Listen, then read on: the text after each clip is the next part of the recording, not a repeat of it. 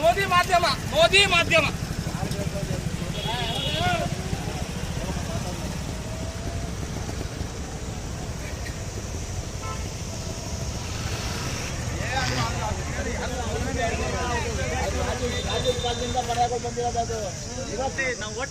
ನೋಡಿ ಆತ್ಮೀಯ ಕನ್ನಡದ ಬಂಧುಗಳೇ, SB ಆಫೀಸ್ ರೋಡು ಸುಮಾರು ರಾಜ ಮಹಾರಾಜರ ಕಾಲದಿಂದ ಇರ್ತಕ್ಕಂಥ ಮರಗಳಿವು.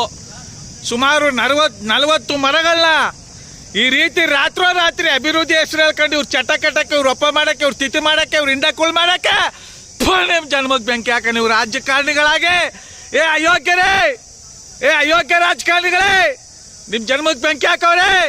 ನಿಮ್ಮ ಜನ್ಮಕ್ಕೆ ಬೆಂಕಿ ಹಾಕ. ನಿಮಗೆ ಮಾನ ಮರ್ಯಾದೆ ಏನಾರು ಇದ್ದೇನ್ರಿ? ನಿಮ್ಮ ಮಕ್ಕಳು ಹಿಂಗೆ ಬಲಿ ಕೊಡ್ರಪ್ಪ, ನಿಮ್ಮ ಮಕ್ಕಳು ಹಿಂಗೆ ಸಾಯಿಸ್ಬಿಟ್ರೆ, ನಿಮ್ಮ ಮಕ್ಕಳು ನಿಮ್ಮ ಕುಟುಂಬದವ್ರು ಹಿಂಗೆ ಸಾಯಿಸ್ಬಿಟ್ರಿ ನಿಮ್ಮ ಜನ್ಮಕ್ಕೆ ಬೆಂಕಿ ಹಾಕವ್ರೆ. ಅಯೋಗ್ಯ ರಾಜಕಾರಣಿಗಳೇ, ಅಯೋಗ್ಯ ಅಧಿಕಾರಿಗಳೇ, 40 ಮರಗಳ ಮಾರಣ ನೋಡಿ ಎಷ್ಟು ಗಟ್ಟಿಯಾಗಿದೆ ನೋಡಿ. ಗಂಧದ ಮರ ಇದ್ದಂಗೆ ಐತಿ ಮರ ನೋಡಿ. ಒಂದು ಚೂರು ಏನಾರ ರೋಗ ಇದೆಯಾ? ಗಂಧದ ಮರ ಇದ್ದಂಗೆ ಅದಲ್ಲಪ್ಪ, ಗಂಧದ ಕೊಂಟಿದ್ದಂಗೆ ಐತಲ್ಲ ಮರ. ಇಂಥ ಮರಗಳು ತರದಿದ್ದೀರಪ್ಪ ಅಯೋಗ್ಯರೇ. ನಾ ಮಾಡ್ತೀರೇ, ಗುಲಾಮ್ರೇ, 420ಗಳೇ. ನೋಡಿ ಮತದಾರ ಬಂಧುಗಳೇ, ನಾವೆಲ್ಲ ಅಮೂಲ್ಯವಾದಂಥ ನಮ್ಮ ಓಟ್ನ ಹಾಕಿ ಎಂಥ ಅಯೋಗ್ಯರಿಗೆ ಯಾವ ರೀತಿ ಅಭಿವೃದ್ಧಿ ಹೆಸರಿನಲ್ಲಿ ಕೊಳ್ಳೆ ಹೊಡೆಯೋ ಅಂತ, ಹಗಲು ದರೋಡೆ ಮಾಡುವಂಥ 420 ರಾಜಕಾರಣಿಗಳನ್ನ ನಾವು ಆಯ್ಕೆ ಮಾಡ್ಕೊಂಡಿದ್ದೀವಿ.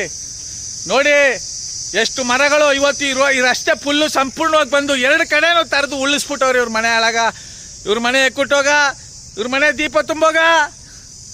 ಅಯೋಗ್ಯರೇ, ಅರಣ್ಯ ಅಧಿಕಾರಿಗಳೇ, ರಣಪಾಕ ಅರಣ್ಯ ಅಧಿಕಾರಿಗಳೇ, ಅರಣ್ಯ ಅಧಿಕಾರಿಗಳಿಗೆ ಗಿಡ ಕಟ್ ಮಾಡ್ಬಿಟ್ಟವ್ರೆ ಕಡೆಯೋ, ಗಿಡ ಕಟ್ ಮಾಡ್ಬಿಟ್ಟವ್ರೆ, ಅನುಮತಿ ಕೊಟ್ಬಿಟ್ಟವ್ರೆ.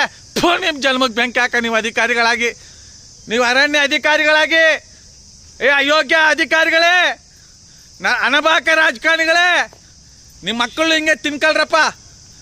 ನೋಡಿ ಮಾಜಿ ನ್ಯಾಯಾಧೀಶರುಗಳು, ಮಾಜಿ ಲೋಕಾಯುಕ್ತ ಆಫೀಸರ್ಗಳು, ಅಧಿಕಾರಿಗಳು, ಇನ್ನು ಮುಂದಕ್ಕೆ ನೀವು ಮಧ್ಯಪ್ರವೇಶ ಮಾಡಿ ಇವಕ್ಕೆಲ್ಲ ಹೋರಾಟ ಮಾಡೋದ್ರ ಮೂಲಕ ಬೆಂಬಲ ಕೊಡಲಿಲ್ಲ ಅಂದರೆ ನಿಮ್ಮ ಮಕ್ಕಳು ಉಸಿರಾಡೋಕ್ಕಾಗಲ್ಲ.